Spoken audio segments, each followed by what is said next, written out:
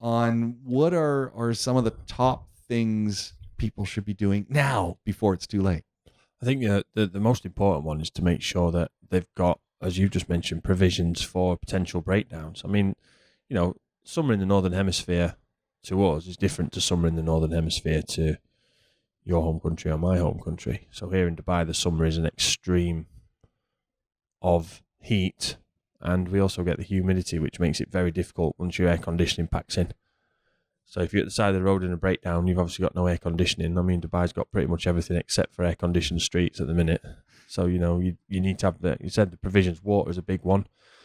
Something, some kind of salty snacks, not something like that that'll keep you going at the side of the road. You don't want to be just flushing yourself out with water.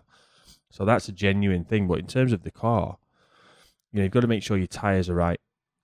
Tyres is a big one. You mentioned overheating, which is also a big one, but the tyres is often overlooked.